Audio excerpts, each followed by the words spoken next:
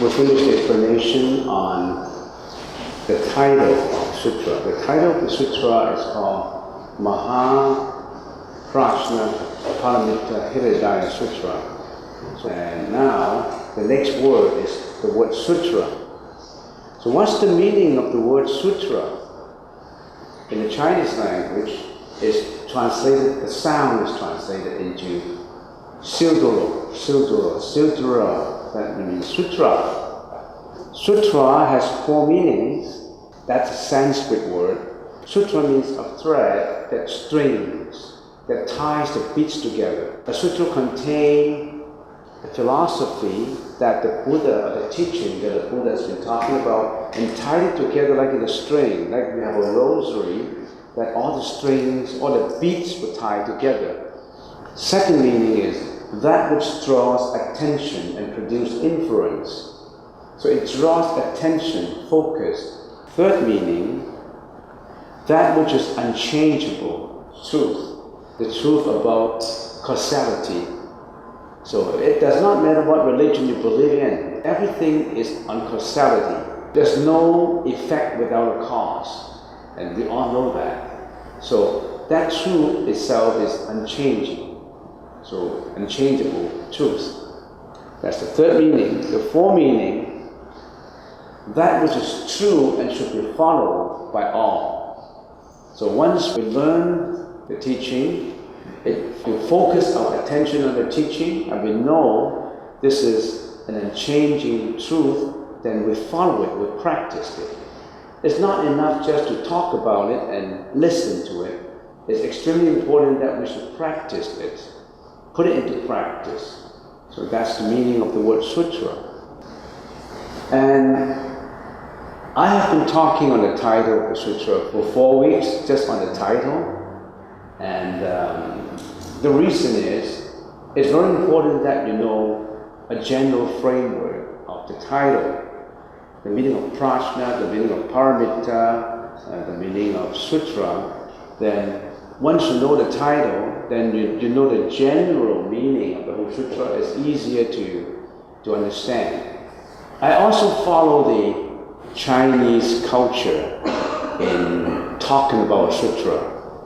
They usually spend a lot of time just on one word. It is written in some of the memoirs that there was a very high level, a very enlightened monk, and it's called Zhi, originator of the Tintai school. He taught on the word wonderful. We know that we have a sutra called Lotus Sutra, Puerto Rico, the Lotus Sutra. And when he starts to talk on the Lotus Sutra, because in front of Lotus Sutra, it is a wonderful Lotus Sutra. And he spent, that was in many years ago, 1,200 years ago, even before the Tang Dynasty. He spent 90 days to talk on that one word, wonderful, or wonder. He spent 90 days to talk about it. Because every word contains a lot of meaning. And it makes sense. And when I was at school, the professor always told me that if you are an average professor, you talk on a subject for the whole semester. In other words, here's a course, the semester is on this course, you use one semester to talk on that subject. If you are a full professor, or if you're an assistant professor, then you probably use the whole year to talk about the subject. Then you become an assistant professor. If you're a full professor, you use your whole life to talk on one subject. So that's the difference. What's the importance of prajna? Why is prajna important in the studies and practice of the Buddhist teaching? The Buddha spent the longest time in his teaching of prajna, 22 years. Out of his 49 years of lifetime, he spent 22 years to talk on the subject of prajna. Prajna is the blood and veins of the Buddhist various schools of teaching. So if you want to study the school, the Yogacara school, esoteric Buddhism or Amitabha's Pure Land or Madhyamaka or the Tiantai or Zen or whatever schools, you must know prajna. It is impossible for anybody to understand the Buddhist teaching without understanding prajna. It is certain that prajna is the Buddhist teaching as it agrees with the three Dharma seals. And we talk about three Dharma seals. Sometimes when someone talks on the subject of the Buddhist teaching, you don't know if the lecturer, the people who talk on it, you don't know whether he's following the Buddhist teaching or somebody else teaching. We usually use the three Dhamma seals to assess quickly whether it is within the boundary of the Buddhist teaching, but we already talked about the three Dhamma seals. Talking about 22 years, the Buddha taught his teaching for 49 years. Out of the 49 years, we classify the Buddhist teaching into 5 periods and 8 teachings. So the first period is the period of Avatamsaka Sutra. After the Buddha became enlightened, he spent the first 21 days. That's the first period on Avatamsaka Sutra. But that sutra was so profound that very few people understand in the audience. Almost none, or maybe a few understand what the Buddha was talking about. It was so profound. The profundity of it is so untouchable and ununderstandable by a lot of people. So the Buddha talked about something else, something simple. So that's the second period of the 4 Agama Sutras. That belongs to the Theravada school. And somebody called the Theravada school Hinayana. Some people call the Avatam Sutras period as the Mahayana. But that's really a classification by later generations, not by the Buddha. It does not matter what period. There's no such discrimination as this is a higher teaching, this is the lower teaching. It's just a classification of period. So the 4 Agaman Sutra is as profound, is as meaningful as the Avatamsaka Sutra. So the first period is 21 days. The second period, something easier to understand, the 4 Agaman Sutras pertaining to the Theravada school, and some people call it the Hinayana, the smaller wheel. But the word Hinayana is so discriminatory. We don't use the Maha and Hina. Maha is the big wheel and Hina is the smaller wheel. And what is being practiced now in Thailand and Burma is the smaller wheel. That's the reason why this is lower. We don't classify it that way. Don't misjudge. Don't misjudge Theravada as something lower than Mahayana. The discrimination only happens in your own mind, not with the meaning. Third period of Vaipuya Sutras for 8 years. So 12 years is Agaman Sutra, and the third period he spent 8 years to it. And the fourth period is Prajna Paramita, and he spent 22 years of the 49 years. The fifth period is the period of the Lotus and Nirvana Sutras. That was close to the time when Buddha entered into Nirvana. Before Buddha passed away, he talked about the Nirvana Sutras. So if you add all this together, if my mathematical calculation is right, it should be 49 years. 49 years altogether. So if we classify the Buddhist teaching as to the method of it, that's according to the time period in chronological order. But if you classify the Buddha's teaching into the method to it, so there's the southern school, there's the gradual school, and there's the esoteric school. Some people call it secrets, but it's esoteric. And the fourth is indeterminate. It's indeterminate because it depends on the audience. The Buddha teaches according to the audience. When he perceived that the audience had a higher level of understanding, he would teach something that's higher level. If it's average level, it's average level of teaching. So those are the 4 methods as to the teaching of it. The 4 teaching as to content. The first one is the Tripitakas, meant for Stravakas and Pratyeka Buddhas. And some people call it Theravada school or the Hinayana school. The second is the general teaching, which is common to both the Mahayana and Hinayana. The third is distinct teaching, the Buddhistdoor, which is different, the way they classified it, which is different from Theravada. It's specific, it's distinct, different from. The fourth is the complete perfect teaching, the one vehicle. So there's no discrimination between Maha and Hinayana. It's all combined to one. That is the Lotus Sutra, what the Lotus teacher Sutra is talking about. All these classifications of time and content and method was not done by the Buddha. It's the later practitioners in the process of learning the Buddhist teaching try to analyze and break it down into parts so that they understand it properly. It's not done by the Buddha. The Buddha didn't say, oh, this is my second school, this is my indeterminate school, and this is my first period, second period, third period. No, this is done by later generations. In the process of learning it, in the process of analyzing it, throughout the later 2,600 years, people have been classifying it. So don't look at this kind of classification as a discriminatory, with a discriminatory approach. Oh, this is better, this is the earlier period, the origin of the Buddhist teaching, and this is not the origin. No, you don't classify it that way. Okay?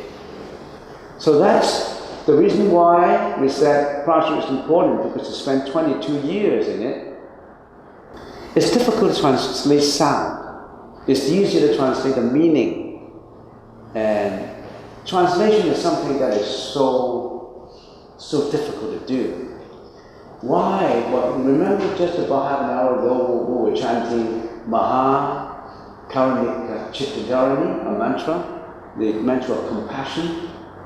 And only the sound is translated, but not the meaning. Why? Because in the mantra, one word can contain a lot of meaning to it. If you arbitrarily stick a meaning to that word, to that Sanskrit word, you may distort the meaning. So in some mantras, when the Chinese translators translate mantra into the Chinese language, they maintain the sound and not translating the meaning, especially in mantra and dharma. So in the translation, there's 2 parts to it. Translation of word or word to word, and translation of just the sound. For example, Om Mani Padme Hum. That's the translation of sound. Mani is the most precious jewel on earth. Padme is lotus. Lotus symbolizes purity. When you want to open that treasure door and find a diamond inside, there's certain things that you have to do. For example, you've got to open your key, you've got to walk your way to that treasure hunt, treasure cave, and you've got to do a lot of work onto it. In Om Mani Padme Hum, if you want to find the diamond in you, review it, the brightness in you, you've got to be like a lotus, purifying yourself like a lotus. What do you purify? You purify your action, which is the body, your speech, and your mind. So there's a lot of purification practice you have to do. One of the practices is, of course, meditation.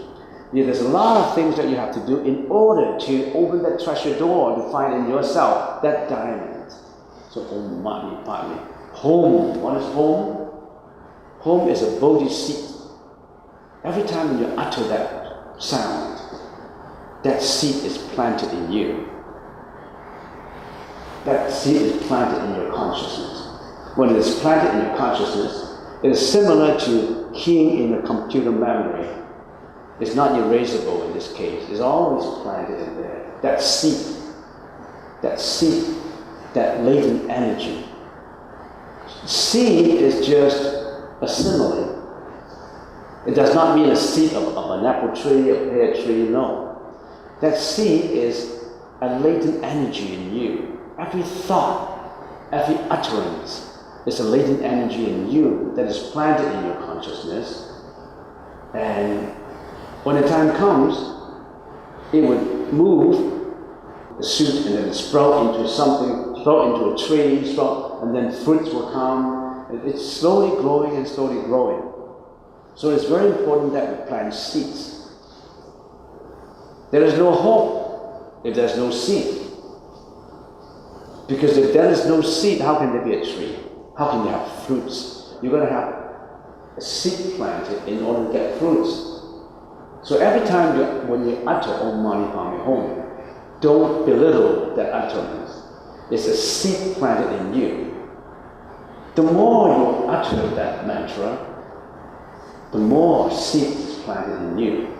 It's an accumulation of the energy. And if you, unfortunately, for example, if you die in this life without realization, without enlightenment, that latent energy would grow with you into your next life. You take another body form, but that latent energy is always unchanging, it's always in there, waiting to sprout. Don't think that, I'm just uttering a sound. That sound is a latent energy. Every thought is an energy. Every sound is an energy. So when you work into opening that treasure to get that diamond, you work not only with your sound, with the thought. You have to purify your thought. Every thought is important. If you know how to use that thought, if you can control that thought, if you can focus that thought, and you focus it in the right way, you become a saint. You're on your path to enlightenment. It's all about focusing. So when we talk about Prajnaparamita, in the Chinese translation, there is 8,600 volumes, approximately, of the translation of sutras into the Chinese language. It is so abundant. If we live up to 100 years, an average person, you may only have time, or may not even have time, to glance through all this literature once. Because so much, since thousands of years, or 1,800 years ago approximately, monks have been traveling from China to India and learned the language and brought back a lot of sutras and translated them. And the kings have been setting up translation academies to help them to translate. It's not just translated for one person. There's so many monks going over across the Himalayas and the Silk Road. Many monks went over to India. Some make it and some don't. Thousands didn't make it. They died on the Silk Road. Only about maybe a dozen, I don't know. Only a few make it to India. Fa Xian spent 5 years traveling to India. 5 years of traveling across the mountains and the desert, and 5 years. And Sun Zhang Dashi spent 3 years in the travel. Now we just fly over within 30 hours in a plane. This monk spent years in walking, in transportations, using all kinds of vehicles to travel to India to learn it. And a few make it. One exemplary monk was Sun Zhang in the Tang Dynasty. He made it to India, and he spent 17 years to study in India. He was probably the first foreign student who spent the most time in one country to learn it. Of course, before him, there's Fa Xian, another monk, Fa Xian, and he spent 5 years in traveling to India. When he started his journey in the capital of China, Chang'an, he was 65 years old. When he arrived in India, he's 70 years old. A no guy. You classified it as no guy. Imagine a man 65 years old and you're so determined that you want to learn the Buddhist teaching that you travel all the way on foot to India for 5 years. You walk 5 years to India, and you started to learn Sanskrit. And you were only 50 and you didn't want to learn any language. You're 65 and you started learning Sanskrit. You're only 35 and you thought that learning another language is hopeless. So, that's outside my topic. So, let's get back to this. So, internationally, the Chinese has the most abundant translation of the Buddhist teaching. Why? Not because of somebody say that's the superiority of the Chinese culture. No. It's those monks who spent all his time going into a foreign country and learn and brought them back and translated them. Individual efforts of all these monks. Literature of Prajnaparamita, very briefly, a lot of literature of Prajnaparamita. The short version of Prajnaparamita, the long version of Prajnaparamita. The short version, translated in English, is Perfection of Wisdom in 4,000 verses. You have English translation for that now. The original translation from Sanskrit into Chinese is by Kumarajiva. That was done in AD, 340 AD. And Perfection of Wisdom in 8,000 verses by Lokazema, that is in 150 AD in China. That's the short version of Prajna Sutras. The long version is Perfection of Wisdom in 18,000 verses by Dhammaraksa. Perfection of Wisdom of 25,000 verses by Kumarajiva. I just gave you a few examples of this. I just want to show you that there's a lot of sutras related to Prajnaparamita. And there's also the Perfection of Wisdom in 100,000 verses, and Mahaprajnaparamita, Prajnaparamita Hridaya Sutra by Xuanzang. And some of these were not translated into Chinese. They were discovered by archaeologists about 150 years ago. Some by Max Muller discovered some of this sutra, original Sanskrit, and they translated. For example, I think 100,000 verses the Chinese lost some of these sutras already during the war. During wars, the Chinese lost a lot of sutras, and they were discovered later in India or in Sri Lanka by archaeologists in Sanskrit scrolls. Okay, this is just an example. And some people like to know, are there any Western scholars in Prajnaparamita? A lot of them. Some quite famous ones are these ones that I quote. Edward Carnes, Max Muller, Eugene Brunner, Samuel Beale, Nancho Punya. So these are some of the scholars who specialize a lot of the time in the study of Prajna, and they translated some of the Prajna Sutras into English. Max Muller, Samuel Beale, and the Japanese Nancho Punya. All these very famous scholars in the study of Prajnaparamita. UPC used to have a few famous scholars, professors in the study of Prajnaparamita. Now UPC does not have a strong faculty in Buddhism anymore, probably because of the budget. Some of them went to McMaster universities, and some of them went abroad because they have different policy, shifting the emphasis on something else. I have been in Canada for 40 years. I know some of the professors at UBC, and some of the old ones died already. For example, the Japanese professor, I forgot his name. I was so close to him before I forgot his name even. I'm getting old. I can't remember names now.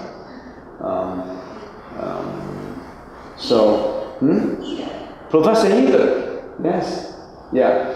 He left me some of his translation too. I forgot where I put them, now I'm going to take them out. And Professor Ida, Japanese guy. And there was some very famous Sanskrit professor too at UBC. And he retired 2 years ago. He was my teacher in Sanskrit.